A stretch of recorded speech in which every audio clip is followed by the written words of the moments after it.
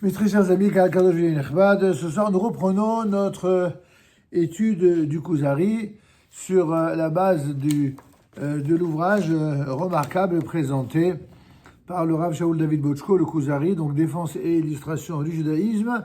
Nous sommes déjà au troisième discours. Nous reprenons cette étude avec notre humble et vraiment modeste contribution pour essayer de mieux comprendre l'analyse qui en est faite par le Rav sur l'étude des principales parties de ce fameux Kuzari. Nous étions arrivés donc à la page relative au Berachot, dans ce troisième volet, page 62. Les Berachot ici, il est fait référence d'emblée aux 100 bénédictions quotidiennes. Vous savez qu'il existe un usage, une institution de 100 bénédictions quotidiennes qui vise à relier l'homme à Dieu au travers précisément de ses sens et des jouissances de ce monde. Qu'est-ce que ça veut dire? Vous savez qu'il y a un principe connu selon lequel on doit s'efforcer, c'est rapporté même dans le Shulchan Aruch, on doit s'efforcer de réciter 100 bénédictions par jour. Alors ces 100 bénédictions par jour, ça veut dire 100 fois Baruch Ata Hashem. Déjà, vous avez 3 amidot quotidiennes, c'est-à-dire les 3 parties centrales de la prière du soir, du matin et de l'après-midi, Arvit, Shaharit et Mincha. Et donc, pour chacune de ces amidot, il y a 19 bénédictions.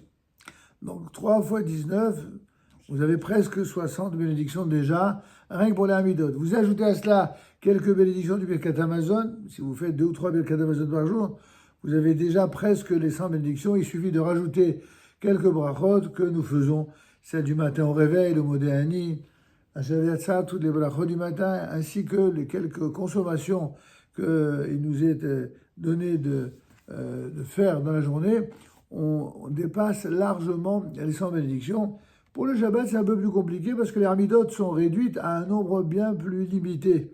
Et donc, on compense là par plus de consommation dans la journée. Certains ont même l'usage de, juste après le Kiddush et avant de faire Netilat Yadayim et le Motzi, de multiplier des brachot, justement pour compenser celles qui ne sont pas récitées. Bon, tout ça est évidemment une halakha de l'Echatrila. A priori, c'est bien de tenir compte de cet avis et de le faire. Si on ne l'a pas fait, on n'a pas pour autant transgressé. Alors, qu'est-ce que cela signifie, en tout cas, d'après l'analyse qu'en fait le Rav sur le Kuzari? Cela ne signifie pas que l'homme doit se priver, bien entendu, en ce monde, ou de s'abstenir de plaisir sensuel. Bien au contraire, Rabbi Yehuda Levi a déjà longuement exposé ci-dessus que la valeur suprême en ce monde, c'est la joie de vivre, la joie des mitzvot, la joie, y compris des différents organes, essence de l'individu, mais d'une manière évidemment qui est contenue, qui est équilibrée, mais également qui est régentée par des règles. Joie que procure à l'homme les plaisirs du corps. Il reprend ici ce thème et en apporte la preuve à partir de l'institution rabbinique des 100 bénédictions quotidiennes, ce qu'on appelle en hébreu les Mea Berachot. Ensuite, dit le Rav, l'homme pieux, là il cite le Kuzari, l'homme pieux donne à Dieu la part qui lui revient pour toutes les sensations qu'il éprouve.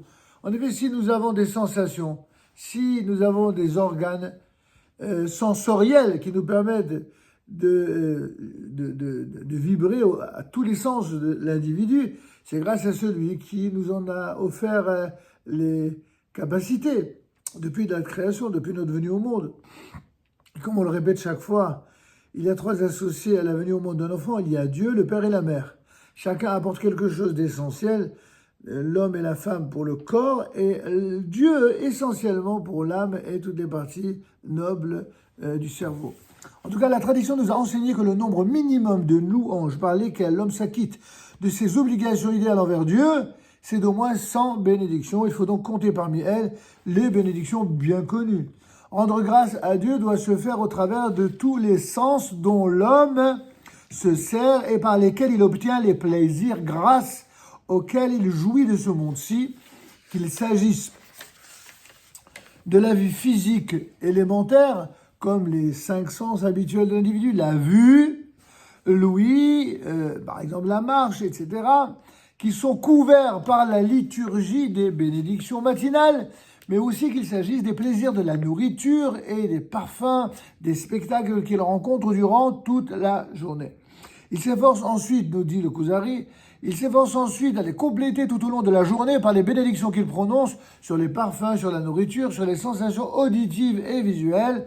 Plus il en dit et plus les expressions de sa reconnaissance le rapprochent de Dieu. En effet,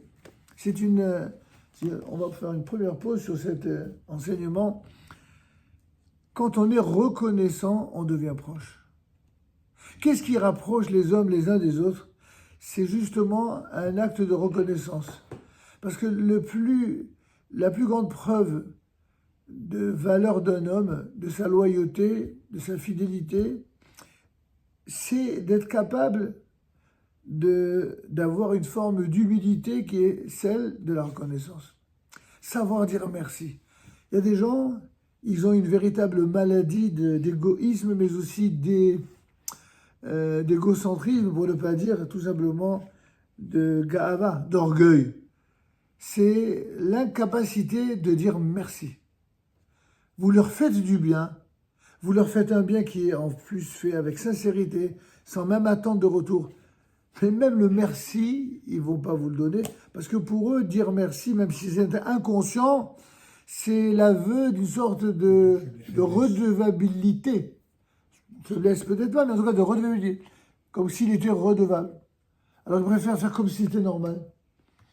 Et ça, vous voyez, quand on est bien éduqué dans la tradition juive, eh bien la chose à laquelle on forme un enfant depuis sa plus tendre enfance, c'est le devoir de reconnaissance. C'est pour ça que la prière du matin commence dès le réveil par Modé Ani Lefanecha, à savoir un signe de reconnaissance, de remerciement, de fidélité à Dieu.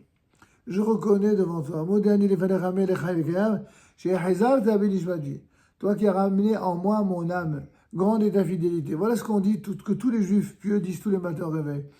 Savoir dire merci, merci mon Dieu de m'avoir donné la vie. Vous savez, il y a deux types de personnes pour lesquelles c'est une évidence qu'il faut dire merci à Dieu. Il y a une première catégorie, ce sont ceux qui ont été éduqués depuis l'enfance à cela, par leurs parents, par leurs maîtres, et bien ceux qui sont à l'hôpital. Quelqu'un qui est à l'hôpital et qui tout d'un coup se voit diminuer, qu'il réalise à quel point la vie est la plus belle chose qui puisse être quand on l'a, à quel point la santé est la chose la plus belle, tout d'un coup quand ils sentent qu'ils en sont privés, ou alors que tout simplement les forces s'amenuisent, tout d'un coup, il lève les yeux au ciel et il reconnaît dans les limites de sa petitesse, de sa condition d'être humain, qu'en fait, il n'est pas grand-chose. Il n'y a que l'orgueil qui peut empêcher cela. Pour autant, pour nous, l'orgueil n'est pas une option. C'est jamais une option souhaitable, encore moins respectable. Quoi qu'il en soit, Rabbi Yehuda Halevi consacre au thème des bénédictions les paragraphes 13 à 17, qui sont ceux qu'on va étudier. Mais pour rester dans le sujet, nous allons traiter ici, selon le plan du Rav Wosko, tout d'abord, le service de Dieu par les plaisirs corporels. C'est donc notre vidéo suivante.